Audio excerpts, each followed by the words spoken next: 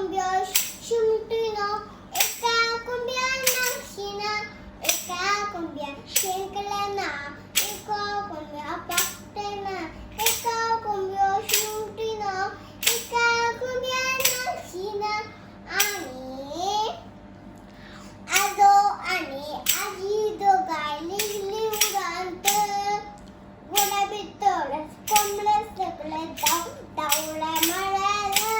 आणि आजो आणि आजी दोघांनी